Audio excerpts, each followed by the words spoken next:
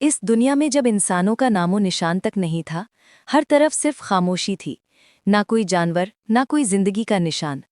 उस वक्त एक दिन अल्लाह पाक ने अपने तमाम फरिश्तों को हुक्म दिया, ए मेरे फरिश्तों, मेरे अर्शे आज़म के करीब सब इकट्ठा हो जाओ। अल्लाह पाक का हुक्म होते ही बेहिसाब फरिश्ते उस जगह हाजिर हो गए। तब अल्लाह पाक ने फरमाया, मैं ज़मीन पर अपना एक नुमाइंदा भेजना चाहता हूँ।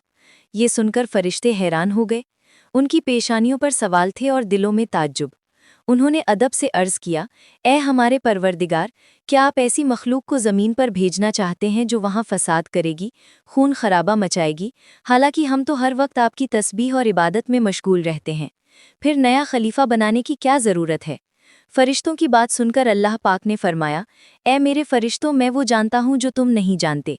कौन मेरी इबादत करेगा और कौन नाफरमानी, इसका इल्म सिर्फ मेरे पास है। मैंने तुमसे मशवरा नहीं मांगा, सिर्फ बताया है। अल्लाह पाक की ये बात सुनते ही फरिश्तों के दिल कांप उठे। उन्होंने अपनी गलती महसूस की और फौरन तौबा कर लिया। फिर सजदे में गिरकर अल्लाह से माफ़ी मांग ली। फिर अल्लाह पाक ने अपने 4 अजीम फरिश्तों को बुलाया, हज़रत जिब्राइल, हज़रत मीकाइल, हज़रत इसराफील और हज़रत इज़राइल अलैहिस्सलाम को। हुक्म मिलते ही अल्लाह ताला की बारगाह में हाजिर हुए। सबसे पहले अल्लाह ने हज़रत जिब्राइल अलैहिस्सलाम को हुक्म दिया, ए जिब्राइल, ज़मीन पर जाओ और वहाँ से मिट्टी लेकर आओ, जिससे मैं अपना खलीफा पैदा करूँगा। हज़रत जिब्राइल अलैहिस्सलाम ज़मीन पर तशरीफ़ लाए और मिट्टी उठाने लगे, मगर मिट्टी रोने लगी। गिड़गिड़ाकर बोली, ए जिब्राइल, मुझे कहाँ ले जा रहे हो? हज़रत जिब्राइल अलैहिस्सलाम ने फरमाया, मैं तुम्हें अल्लाह के पास ले जा रहा हूँ।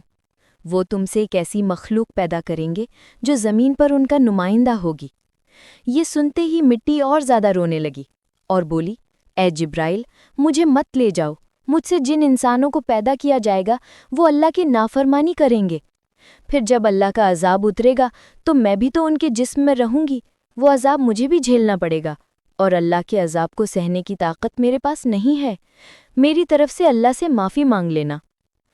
मिट्टी की ये दर्द भरी पुकार सुनकर हज़रत जिब्राइल अलैहिस्सलाम खाली हाथ वापस लौट गए और अल्लाह के दरबार में जाकर पूरी बात बयान कर दी। फिर अल्लाह पाक ने हज़रत मीकाइल अलैहिस्सलाम को भेजा। वो भी ज़मीन पर तशरीफ़ लाए, मगर मिट्टी ने उसी दर से फरियाद की और मीकाइल अलैहिस्सलाम भी खाली हाथ लौट गए।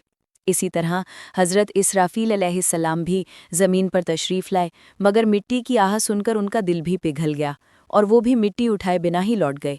तीनों फरिश्ते खाली हाथ वापस आ गए। फिर अल्लाह पाक ने हज़रत इज़राइल अलैहिस्सलाम को ज़मीन पर भेजा। जब इज़राइल अलैहिस्सलाम ज़मीन पर तशरीफ़ लाए तो मिट्टी ने फिर वही इल्तिजा की और बोली, ए इज़राइल, मुझे मत ले जाओ, मुझे यहीं छोड़ दो। लेकिन इज़राइल अलैहिस्सलाम ने फरमाया, ए मिट्टी, मैं तुम्हारी बात पर लौट नहीं सकता, क्योंकि मुझे अल्लाह का हुक्म मिला है और मैं अपने रब के हुक्म की नाफरमानी कभी नहीं करूँगा। ये कहकर उन्होंने मिट्टी उठाई और अल्लाह के दरबार में लौट आए। अल्लाह पाक बहुत खुश होकर फरमाया, ए इज़राइल, तुमने मेरा हुक्म पूरा किया, इसलिए मैं तुम्हें एक ख़ास जिम्मेदारी देता हूँ। इंसानों की रूहें कब्ज़ करने की जिम्मेदारी। इज़राइल अलैहिस्सलाम ने अर्ज़ किया, ए अल्लाह, जब मैं इंसानों की रूह निकालूंगा तो उनके घर वाले मुझसे नफ़रत करेंगे और मुझ पर इल्ज़ाम देंगे। अल्लाह पाक ने फरमाया, तुम फ़िक्र मत करो, हर मौत के लिए मैं अलग अलग ज़रिया बना दूंगा। कोई बीमारी से जाएगा, कोई हादसे से, तो कोई बुढ़ापे से। लोग तुम्हें इल्ज़ाम नहीं देंगे। ये सुनकर इज़राइल अलैहिस्सलाम का दिल मुतमईन हो गया और फिर फरिश्तों ने अल्लाह के हुक्म से उस मिट्टी को मक्का शरीफ के करीब एक पहाड़ी पर रख दिया। बरसात की बूंदों से वो मिट्टी भीगती रही, धूप से सूखती रही और इसी तरह कई साल गुजर गए। फिर अल्लाह की कुदरत से उसी मिट्टी से हज़रत आदम अलैहिस्सलाम का पुतला बन गया। अल्लाह ने फरिश्तों को हुक्म दिया, इस जिस्म को जन्नत में ले जाओ। फरिश्तों ने अदब से हुक्म माना और आदम अलैहिस्सलाम के जिस्म मुबारक को उठाकर जन्नत में ले गए और फिर लंबे समय तक वो जिस्म वहीं पड़ा रहा, बिना रूह के, बिल्कुल बेजान। फरिश्ते उसके करीब आते और उसे गौर से देखकर कहते, यही है वो जिस्म, यही होगा अल्लाह पाक का खलीफा ज़मीन पर। मगर फरिश्तों का सरदार आज़ाज़ील, जो उस वक्त तक शैतान नहीं बना था, वो हमेशा हंसता, ताने मारता और आदम अलैहिस्सलाम के जिस्म का मजाक उड़ाता। वो फरिश्तों का सरदार था, इसलिए कोई फरिश्ता उसे कुछ कहने की हिम्मत नहीं करता। फिर अल्लाह पाक ने अपने चारों अजीम फरिश्तों हज़रत जिब्राइल, हज़रत मीकाइल, हज़रत इसराफील اور حضرت اسرائیل علیہ السلام کو بلائے اور فرمایا، اے میرے فرشتوں، تم عرش اعظم پر جاؤ اور وہاں سے آدم علیہ السلام کی روح لے کر آؤ، پھر اسے ان کے جسم میں داخل کر دو۔ اللہ پاک کا حکم ملتے ہی چاروں فرشتے عرش اعظم کی طرف روانہ ہو گئے۔ انہوں نے آدم علیہ السلام کی مبارک روح کو قیمتی ہیرے جواہرات سے سجے ایک خوبصورت پیالے میں رکھا اور ادب کے ساتھ ان کے جسم کے پاس لے آئے۔ اس وقت آسمان کے تمام فرشتے خوشی سے جھوم اٹھے، ہر طرف نور ہی نور تھا۔ سب مل کر اس پاک موقع میں شریک ہوئے، لیکن وہی عزازیل جو بعد میں ابلیس بنا، اللہ کے اس فیصلے سے بالکل خوش نہیں تھا۔ اس کے دل میں تکبر کی چنگاری سلگنے لگی تھی۔ پھر اللہ پاک نے حکم دیا، اے آدم، اب روح تیرے جسم میں داخل ہو جائے، اور اسی لمحے آدم علیہ السلام کی روح اللہ کے حکم سے ان کے جسم مبارک میں داخل کر دی گئی۔ جیسے ہی روح نے جسم کو چھوا، ان کے انگ انگ میں جان دوڑ گئی، ان کی آنکھیں کھلی، ہاتھ پاؤں ہلے اور جسم زندہ ہو گیا۔ دھیرے دھیرے وہ اٹھ کر بیٹھ گئے اور ان کو چھینک آ گئی، اور ان کے منہ سے پہلی صدا نکلی، الحمدللہ۔ یہ لفظ سن کر اللہ پاک بہت خوش ہوئے۔ آدم علیہ السلام نے اپنی پہلی نعمت ملنے پر شکر ادا کرنے کے لیے 2 رکعت نماز ادا کی۔ جب ان کی نماز مکمل ہوئی تو ہیرے جواہر اور سونے چاندی سے سجا ایک خوبصورت تخت لایا گیا۔